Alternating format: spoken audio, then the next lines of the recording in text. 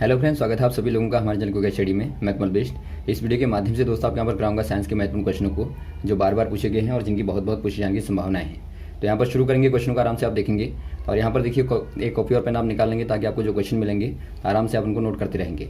और साथ में यदि आपने हमारे चैनल को सब्सक्राइब ना किया तो प्लीज़ सब्सक्राइब कर लें ताकि हमारे वीडियोज़ आपको लगातार मिलते रहें। तो देखिए पहला क्वेश्चन क्या दिखता है आपको यहाँ पर। पहला क्वेश्चन दिखता है किसी पदार्थ का मूल कण है, यानी आपको बताना है unit particle of any substance. दोस्तों यहाँ पर देखिए जो पदार्थ होता है यानी कि जो सबस्टेंस होता है, यदि आप सबस्टेंस के मूल कण को देखें या फिर आप कहें यूनिट पार्टिकल को देखें तो ये क्या होता है। आप जानते हैं कोई भी पदार्थ जो है अनंत प्रकार के परमाणुओं से मिलकर बना होता है।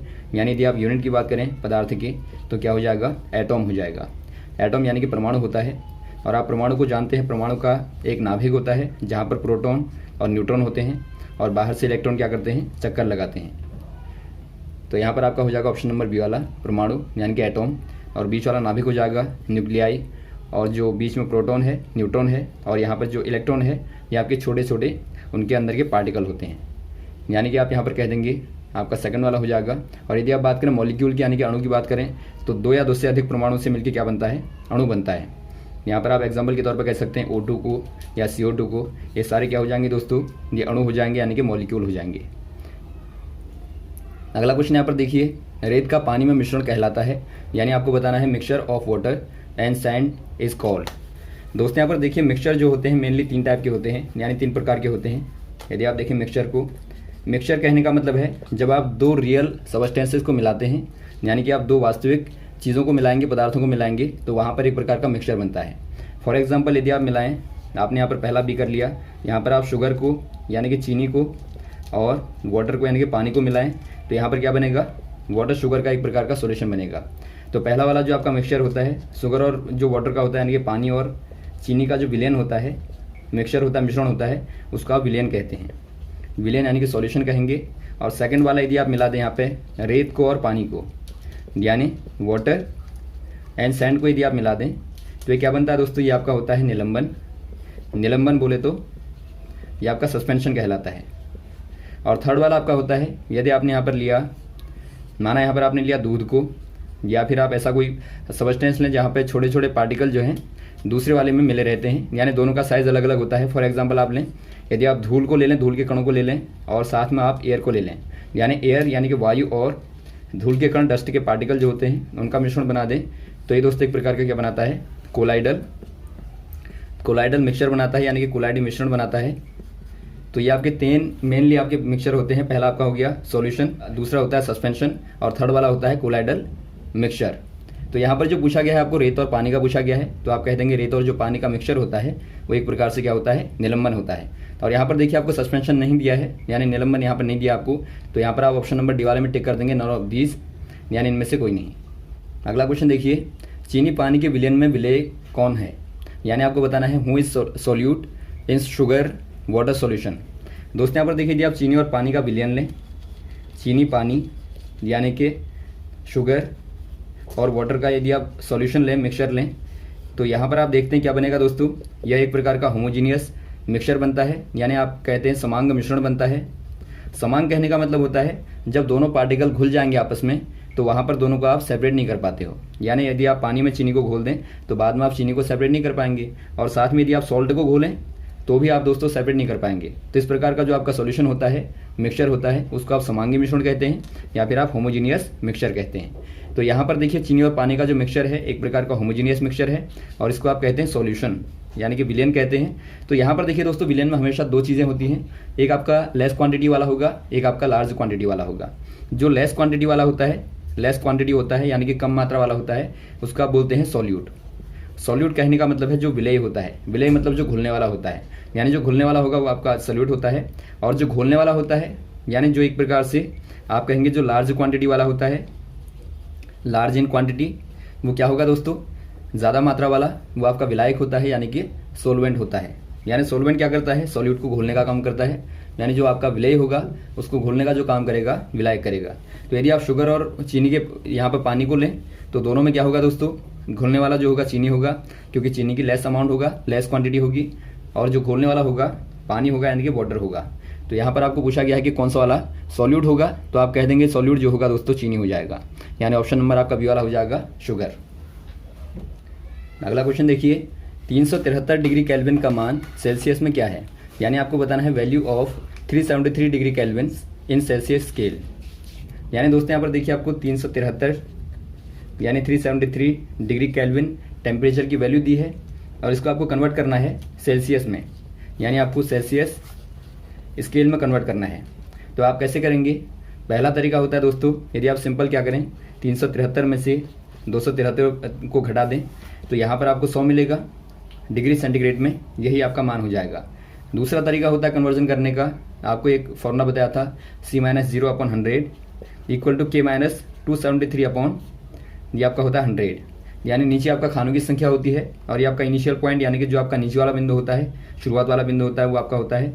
तो यदि आप दोनों स्केलों को तुलना करें तो यहाँ से दोस्तों के स्थान पर आप रख दें, आपको दिया है 373, तो यहाँ पर आप के स्थान पर रखेंगे 373 और -273 करेंगे और बट्टे में आपका 100 है और इधर आपका क्या है दोस्तों C-0 मतलब C हो गया बट्टा 100, तो यहाँ से आपका 100 कैंसिल आउट हो जाएगा और घटाने पर आपको क्या मिलेगा 100 मिलेगा।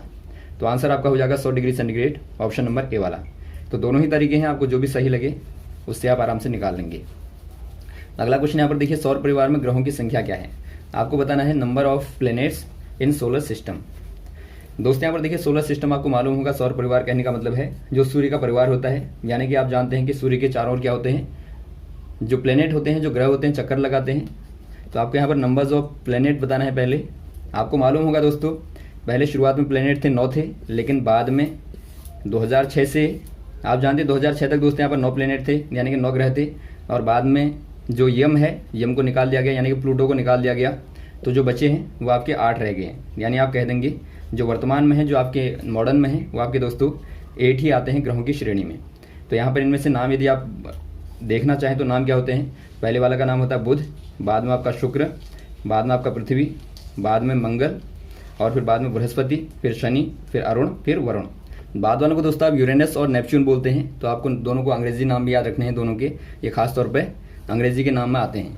तो यहाँ पर आपको लगातार इनका क्रम के आधार पर नाम याद होना चाहिए, बुध, शुक्र, पृथ्वी, मंगल, बृहस्पति, शनि, अरुण, वरुण, ताकि आपको इनके आधार पर जब पूछा जाए कि बताइए सूर्य के पास में कौन है, दूर में कौन है या बीच में कौन है, तो आराम से आप बता पाएँ। इनमें से जो आपके शुरुआत वाले 4 होते हैं इनको आप इनर प्लैनेट बोलते हैं, यानी कि जो आंतरिक ग्रह कहते हैं आप इनको। ये जो आपके 4 हैं ये पास में होते हैं सूर्य के, तो इसलिए आप कहते हैं इनको इनर प्लैनेट। और जो बाद वाले होते हैं बृहस्पति से लेके जो अरुण वरुण तक होते हैं दोस्तों, ये 4 कहलाते हैं बाह्य ग्रह कहलाते हैं, यानी आपके आउटर प्लैनेट कहलाते हैं। तो आप दोनों को ही याद रखेंगे, यदि आपको आंतरिक पूछा जाए तो 4 अंदर वाले, यदि आपको बाह्य पूछा जाए तो 4 बाहर वाले। और जो बीच में स्पेस होता है, यहाँ पर देखिए जो आपने यहाँ पर देखा बुध, शुक्र, पृथ्वी, मंगल और बृहस्पति के बीच में दोस्तों एक ज़्यादा स्पेस होता है, ज़्यादा बीच में अंतर होता है, खाली स्थान होता है। और इन खाली स्थानों में इनके बीच में छोटे छोटे ग्रह घूमते हैं, जिनको आप बोलते हैं बौने ग्रह। तो यहाँ पर आप इनको याद रखेंगे। तो यहाँ पर आप अलग अलग प्रकार से इनको श्रेणियों में याद रखेंगे। तो यहाँ पर जो पूछा गया आपको ग्रहों की संख्या केवल पूछी गई है, तो यहाँ पर आप बता देंगे 8 प्लैनेट वर्तमान में हैं। ऑप्शन नंबर बी वाला सही हो जाएगा। अगला क्वेश्चन देखिए, तारों का टिमटिमाना डैश के कारण है, यानी आपको बताना है twinkling of stars due to. दोस्तों यहाँ पर देखिए आपने तारों को टिमटिमाते हुए देखा होगा, तो इसका रीज़न क्या होता है आपको बताना है। क्योंकि एक्चुअल में जो होता है तारे वहाँ पे टिमटिमाते नहीं हैं, बल्कि वो लगातार जले रहते हैं। जैसा कि आपको सूर्य दिखाई देता है वैसे ही आपको लगातार जले हुए दिखाई देते हैं। लेकिन जब हम यहाँ से देखते हैं, अर्थ से देखते हैं, तो हमें वो टिमटिमाते हुए दिखाई देते हैं। तो ऐसा क्यों होता है आपको रीज़न बताना है। आप जानते हैं सूर्य भी क्या होता है दोस्तों, सन एक प्रकार का स्टार होता है, यानी कि एक प्रकार से तारा होता है सूर्य भी। लेकिन ये हमें चमचमाता हुआ नहीं दिखाई देता क्योंकि ये पृथ्वी के पास में होता है। लेकिन जब आप बहुत ज़्यादा दूरी की बात करें, जैसा कि आप देखते हैं तारों को, तो यहाँ पर देखिए दोस्तों अलग अलग प्रकार की वायुमंडल की परतें होती हैं। आप जानते हैं पृथ्वी के चारों ओर से एटमॉस्फेयर की यानी कि वायुमंडल की अलग अलग परतें होती हैं। और बाद में जब आप देखेंगे ऊपर को, तो ये लगातार गैसीय, एक प्रकार से गैसीय वातावरण होता है, यानी कि एयर का एटमॉस्फेयर होता है। तो वहाँ से जब आप यदि तारों को देखते हैं, वहाँ से जब तारों का प्रकाश आता है एयर से गुजरता हुआ, यानी कि वायु से गुजरता हुआ, तो वहाँ पर अलग अलग प्रकार की गैसें होने के कारण, यानी कि उनमें अलग अलग प्रकार की सघनता होने के कारण, यदि आप देखें पृथ्वी के पास में आएंगे तो सघनता बढ़ती रहती है, यानी यहाँ पर ज़्यादा घना वायुमंडल होता रहता है। और ऊपर को जाएंगे दोस्तों तो ये आपका डेंसर से आपका लाइटर तक होगा, यानी कि एक प्रकार से सघनता से विरलता की ओर जाता है यदि आप पृथ्वी के बाहर को जाएँ। तो यहाँ पर आप देखते हैं प्रकाश जो गुजरेगा अलग अलग प्रकार की परतों से गुजरेगा और वहाँ पर वायु का जो लेवल होगा वो कम और ज़्यादा होगा। यानी आप सामान्य तौर पर कह देंगे कि वायुमंडल की अलग अलग परतों के द्वारा प्रकाश का अलग अलग रूप से अपवर्तन होता है, यानी कि रिफ्रैक्शन होता है। यानी कि अपवर्तन की घटना के कारण ही दोस्तों आपको तारे टिमटिमाते हुए दिखाई देते हैं। तो यही रीज़न होता है कि प्रकाश आपको कहीं ज़्यादा पहले पहुँचा हुआ दिखाई देता है, कहीं बाद में पहुँचा हुआ दिखाई देता है, और इसी के कारण आपको तारे टिमटिमाते हुए दिखाई देते हैं। तो यदि आप नॉर्मली कहें तो आप कह देंगे प्रकाश का अपवर्तन, यानी आप कह देंगे reflection of light. Option number A वाला आपका सही हो जाएगा। अगला क्वेश्चन देखिए दोस्तों, आवेग का मात्रक क्या होता है, यानी आपको बताना है यूनिट ऑफ इम्पल्स। पहले आप समझेंगे इम्पल्स होता क्या है, यानी आवेग क्या होता है। आवेग यानी कि इम्पल्स जो होता है ये दोस्तों एक प्रकार से आप जब स्मॉल टाइम के लिए कोई फोर्स अप्लाई करते हैं, माना आपने कोई फोर्स एफ अप्लाई किया डेल्टा टी टाइम के लिए, यानी डेल्टा टी जो है बहुत ही छोटा टाइम पीरियड है, बहुत ही छोटे टाइम पीरियड के लिए आपने फोर्स को अप्लाई किया। तो यहाँ पर जब आप फोर्स और स्मॉल टाइम को गुणा कर दें, यानी इनका प्रोडक्ट निकालें, तो यही दोस्तों क्या कहलाता है, आवेग कहलाता है, यानी कि इम्पल्स कहलाता है। और सेकंड वाली एक डेफिनेशन होती है, change in momentum is called impulse, यानी जब आप मोमेंटम यानी कि संवेग में परिवर्तन करते हैं तो यही दोस्तों क्या कहलाता है, इम्पल्स कहलाता है। तो आप दोनों प्रकार से डिफाइन कर सकते हैं। यदि आप मोमेंटम में चेंज करेंगे तो भी आपका आवेग ही कहलाएगा, यदि आप कहेंगे स्मॉल टाइम के लिए आपने फोर्स को अप्लाई किया है तो भी दोस्तों एक प्रकार से मोमेंट में चेंज को ही दिखाता है, यानी कि आवेग को ही दिखाता है। तो यहाँ पर आपका हो जाएगा ऑप्शन नंबर। यहाँ पर यदि आप मात्रक को निकालना चाहें, यहाँ पर आप देखते हैं फॉर्मूला आपका है F इंटू डेल्टा टी, और आप जानते हैं बल का मात्रक क्या होता है, न्यूटन होता है, न्यूटन, और समय का मात्रक होता है सेकंड। तो यहाँ पर आपका न्यूटन गुणा सेकंड हो जाएगा। ऑप्शन नंबर कौन सा दिखता है आपको, ऑप्शन नंबर बी वाला दिखता है, न्यूटन गुणा सेकंड। तो ऑप्शन नंबर बी वाले में आप टिक कर देंगे। अगला क्वेश्चन देखिए दोस्तों, विस्थापन एक राशि है, यानी आपको बताना है डिस्प्लेसमेंट इज अ और एन। दोस्तों यहाँ पर देखिए जो विस्थापन होता है, यानी जो डिस्प्लेसमेंट होता है या विस्थापन कहें आप, एक प्रकार की दूरी होती है, यानी कि एक प्रकार की डिस्टेंस होती है। तो इनमें अंतर क्या होता है, देखिए दूरी और विस्थापन में क्या अंतर होता है। माना आप यहाँ पर कोई रेखीय गति करें, यानी एक प्रकार से आप कहें रेक्टिलिनियर मोशन करें, तो वहाँ पर आप बिंदु ए से लेकर बिंदु बी तक जाते हैं।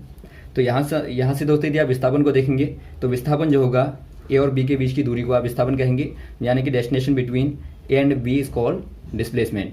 बट यदि आप दूसरा वाला केस लें, यदि आप सर्कुलर मोशन की बात करें, यानी वृत्तीय गति की बात करें, तो यहाँ पर देखिए बिंदु ए से थे आप और बिंदु बी पे पहुँच गए, यानी यहाँ पर पहुँच गए। तो यहाँ से यदि आप विस्थापन को निकालें तो ए बी होगा, यानी बीच की दूरी जो है, यहाँ पर शॉर्टेस्ट जो आपकी दूरी होती है दोस्तों डेस्टिनेशन होती है, वही आपका विस्थापन होता है। यदि आप दूरी की बात करें तो दूरी में दोस्तों आपका यहाँ से लेके यहाँ तक होगा, यानी सेमी सर्कल होगा।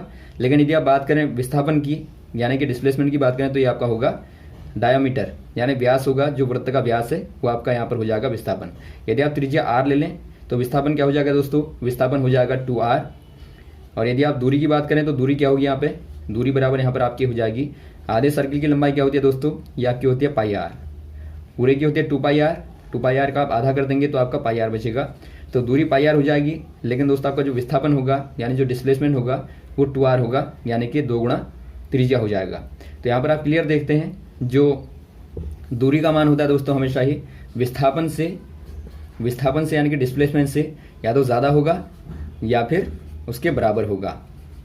यहाँ पर आप देखते हैं रेखीय वाले केस में आपका बराबर है, लेकिन वृत्तीय वाले केस में दूरी ज़्यादा होती है, विस्थापन कम होता है। तो ये आपको यहाँ पर कॉन्सेप्ट को याद रखना है। आपको चूंकि देखिए दिशा का बहुत ज़्यादा महत्व होता है, यदि आप इधर को चलेंगे या इधर को चलेंगे तो दोनों का दोस्तों अलग अलग प्रकार से विस्थापन होता है। यानी यदि आप इस प्रकार का यदि आप फिगर लें तो यहाँ पर आप देखते हैं, यहाँ से आप यहाँ वाली डायरेक्शन में चलते हैं तो विस्थापन अलग हो जाएगा, और यहाँ वाली डायरेक्शन में चलने में विस्थापन अलग हो जाएगा। यानी यहाँ पर दोस्तों दिशा का महत्व होता है, इसलिए आप कहेंगे यहाँ पर आपको दिशा की आवश्यकता होती है, और जहाँ पर आपको दिशा की आवश्यकता होती है प्रमाण के साथ में, वो आपका क्या होता है, वेक्टर होता है, यानी सदिश राशि कहलाता है। तो जो विस्थापन है यहाँ पे क्या है दोस्तों, एक प्रकार की सदिश राशि है, यानी कि वेक्टर क्वांटिटी है। तो ऑप्शन नंबर आपका ए वाला हो जाएगा। और सेकंड वाली दोस्तों जहाँ पर दिशा की आवश्यकता नहीं होती उनको आप बोलते हैं स्केलर, यानी अदिश राशियाँ बोलते हैं। अगला क्वेश्चन यहाँ पर देखिए, एक लोलक घड़ी की गति है, यानी आपको बताना है motion of a pendulum watch. दोस्तों यहाँ पर देखिए यदि आप बात करें पेंडुलम की, यानी लोलक की बात करें, तो लोलक कैसी गति करता है। यहाँ पर देखिए माना आपने एक झूले को देखें, या फिर आप कोई तार से या स्प्रिंग से, या फिर आप कोई यहाँ पे तागा लें, उससे यदि आप दोस्तों एक मास को एम को लटका दें और यहाँ पर आप घुमाएं इसको, तो यहाँ पर आप देखते हैं एक प्रकार की कैसी मोशन होती है। यहाँ पर दोस्तों ये सेम टाइम पीरियड में, लगभग सेम टाइम पीरियड में लगातार एक ही दूरी को रिपीट करता है। तो ऐसी वाली मोशन क्या कहलाती है, जहाँ पर लगातार एक सर्टेन टाइम में लगातार डेस्टिनेशन को रिपीट किया जाता है। इसको दोस्तों आप बोलते हैं पीरियोडिक मोशन। यहाँ पर आप कहेंगे पीरियोडिक मोशन, या फिर आप कह सकते हैं दोस्तों आवर्ती गति। आवर्ती कहने का मतलब ये होता है जो बार बार होती है, उसी को आप आवर्ती बोलते हैं। तो यहाँ पर आपका आवर्ती गति जो होती है एक प्रकार से लोलक की गति होती है। तो ऑप्शन नंबर यहाँ पर हो जाएगा बी वाला, आवर्ती गति यानी कि पीरियोडिक मोशन। और साथ में आपको घूर्णन, रिवॉल्यूशन और भी जो आपकी गतियाँ होती हैं, सर्कुलर मोशन होती है, इनको भी दोस्तों आपको याद रखना है। अगला क्वेश्चन यहाँ पर देखिए, अधिकतम ऊंचाई पर अंतिम वेग होगा, यानी आपको बताना है final velocity at the maximum height. दोस्तों यहाँ पर देखिए, माना कोई पत्थर को आप फेंकें ऊपर की ओर, और यहाँ पर जब ये मैक्सिमम हाइट पर जाएगा तो वहाँ पर फाइनल वेलोसिटी क्या होगी, यानी अंतिम वेग क्या होगा। यहाँ पर यदि आप निकालें फाइनल वेलोसिटी को, यानी अंतिम वेग को निकालें, तो क्या होगा दोस्तों, एच मैक्सिमम पे यानी अधिकतम ऊंचाई पे। यहाँ पर दोस्तों जो वेलोसिटी होती है, आप देखते हैं एक पल के लिए जो कण होता है, कोई भी पार्टिकल आप फेंकते हैं या फिर आप ऑब्जेक्ट को फेंकते हैं, तो वहाँ पर दोस्तों छोटे से टाइम पीरियड के लिए, यानी कि स्मॉल टाइम पीरियड के लिए दोस्तों वहाँ पर जो मोशन होता है वो आपका जीरो होता है। यानी यहाँ पर पार्टिकल एक प्रकार से रुकता है और रुकने के बाद में नीचे की ओर गिरता है। तो यहाँ पर आप कह देंगे जो फाइनल वेलोसिटी हो जाएगी फॉर अ मैक्सिमम हाइट, वो क्या हो जाएगी दोस्तों, वी फाइनल बराबर जीरो। यानी फाइनल वेलोसिटी अधिकतम ऊंचाई के लिए, मैक्सिमम हाइट के लिए जीरो होती है, शून्य होती है। तो ऑप्शन नंबर यहाँ पर आपका हो जाएगा डी वाला, शून्य। अगला क्वेश्चन यहाँ पर देखिए, बुध के कितने उपग्रह हैं, यानी आपको बताना है how many satellite of mercury planet. दोस्तों यहाँ पर देखिए, जो आपका बुध होता है, बुध के बारे में थोड़ा सा आपको बेसिक जानकारियाँ होनी चाहिए। आपने देखा था सूर्य के पास में क्या होते हैं, चारों ओर क्या होते हैं, ग्रह होते हैं, जिनमें से पहला वाला जो ग्रह होता है, पहला वाला जो प्लैनेट होता है वो होता है बुध, या फिर आप कहें मरकरी। तो यहाँ पर जो बुध होता है दोस्तों, इसके बारे में आपको दो तीन एक चीज़ें याद होनी चाहिए जिनके आधार पर क्वेश्चन पूछे जाते हैं। पहला तो आपको मालूम होना चाहिए उसके चारों ओर जो हैं 8 ग्रहों में जो पहला ग्रह होता है वो बुध होता है, यानी कि जो आपका नियरेस्ट प्लैनेट होगा वो होता है बुध, यानी कि मरकरी होता है। और सेकंड यहाँ पर देखिए दोस्तों, बुध जो होता है सबसे छोटा ग्रह होता है, यानी कि एक प्रकार से आप कहेंगे स्मॉलेस्ट प्लैनेट होता है, यानी सब ग्रहों में छोटा ग्रह होता है बुध, और पास वाला ग्रह होता है बुध। और यदि आप बात करें दोस्तों गर्मी की, तो यहाँ पर सर्वाधिक क्या होगा, ये पास में है तो ये सबसे ज़्यादा क्या होगा, ब्राइटेस्ट होगा और साथ में बहुत ज़्यादा गर्म होगा। और यदि आप बात करें इसके सैटेलाइट की, यानी उपग्रह की, उपग्रह क्या होते हैं दोस्तों, पहले आपको उपग्रह के बारे में मालूम होना चाहिए, यानी आपको सैटेलाइट के बारे में मालूम होना चाहिए। सैटेलाइट कहलाते हैं दोस्तों जो ग्रहों के चक्कर लगाते हैं, यानी जो सूर्य का चक्कर लगाएंगे वो तो ग्रह कहलाएंगे, और जो ग्रहों के चक्कर लगाते हैं उनमें आप कहते हैं दोस्तों उनको उपग्रह कहते हैं। यानी जो ग्रहों के चक्कर लगाएंगे वो आपके उपग्रह कहलाते हैं। उदाहरण के तौर पर यदि आप चंद्रमा की बात करें जो कि पृथ्वी का चक्कर लगाती है, तो चंद्रमा का उपग्रह हो जाएगा। तो यहाँ पर देखिए बुध का यदि आप उपग्रह की बात करें तो बुध का कोई भी उपग्रह नहीं होता, यानी कोई सैटेलाइट नहीं होता। तो यहाँ पर आप क्या कह देंगे, तो यहाँ पर आप कह देंगे दोस्तों ऑप्शन नंबर सी वाला, शून्य, यानी कोई भी उपग्रह नहीं होता। अगला क्वेश्चन यहाँ पर देखिए दोस्तों, पृथ्वी की सतह से ऊपर व नीचे जाने पर गुरुत्वाकर्षण का मान होता है, यानी आपको बताना है value of earth gravity upward and downward from earth surface. दोस्तों यहाँ पर देखिए, यदि आप अर्थ के सरफेस से ऊपर और नीचे जाएंगे तो यहाँ पर ऐसे केस में ऊपर जाने पर या नीचे जाने में जो जी का मान होता है, जो ग्रेविटी का मान होता है, उस पर क्या प्रभाव पड़ता है। आप जानते हैं दोस्तों, जो पृथ्वी की सतह पर ग्रेविटी का मान होता है, यानी ग्रेविटी बोले तो जो गुरुत्व का मान होता है, गुरुत्वीय त्वरण का मान होता है, वो होता है 9.8 मीटर पर सेकंड का स्क्वायर। चूँकि ये त्वरण होता है एक प्रकार से एक्सलेरेशन होता है, इसीलिए उसका मात्रक होता है मीटर पर सेकंड का स्क्वायर। अब यहाँ पर देखिए, यदि आप अर्थ के सरफेस के ऊपर को जाएंगे, यानी माना आप h ऊंचाई पर जाएं, तो यहाँ पर दोस्तों जो आपका जी का मान होता है उसका मान कम हो जाता है, क्योंकि आप जानते हैं जी बराबर क्या होता है दोस्तों, GM/r² होता है। r जो यहाँ पर है वो दोस्तों दो पिंडों के बीच की दूरी है। माना पहले पिंड को आप यहाँ छोड़ दें और दूसरे को आप यहाँ पे ले जाएं, तो दोनों के बीच की दूरी क्या हो जाएगी, बढ़ जाएगी। और यहाँ पर दूरी बढ़ने से दोस्तों जो हर का मान होगा भिन्न का, यहाँ पर तो ये आपका r² जो है हर में है, यानी डिनोमिनेटर में है, तो हर का मान बढ़ने पे क्या हो जाएगा, जी का मान घट जाएगा। तो यहाँ पर आप कह देंगे जो r² बढ़ने से क्या होता है, यानी ऊंचाई बढ़ने से लगातार जी का मान घटता जाता है। और साथ में यदि आप नीचे को जाएंगे, यानी आप अर्थ के अंदर को जाएंगे, तब भी दोस्तों r का मान बढ़ेगा और जी का मान कम हो जाएगा। तो यहाँ पर आप कह देंगे दोनों ही केस में, यदि आप ऊपर को जाएंगे या नीचे को जाएंगे, तो जी का मान डिक्रीज होता है, यानी घटता है। तो ऑप्शन नंबर आपका सी वाला हो जाएगा, डिक्रीज होगा। अगला क्वेश्चन यहाँ पर देखिए, प्लास्टर ऑफ पेरिस का रासायनिक सूत्र क्या है, यानी आपको बताना है chemical formula of plaster of Paris. इसको आप शॉर्ट में बोलते हैं पीओपी। तो आपको यहाँ पर पीओपी का केमिकल फार्मूला बताना है। दोस्तों केमिकल फार्मूला वाला क्वेश्चन ज़रूर आता है, तो आप ज़रूर याद कर लें। जो आपके सॉल्ट होते हैं या फिर जो आपके सोडाज होते हैं या फिर जो आपके और अन्य चीज़ें होती हैं, उनके आपको केमिकल फार्मूले पता होने चाहिए, जो बार बार पूछे जाते हैं। तो यहाँ पर आपको प्लास्टर ऑफ पेरिस का पूछा गया है।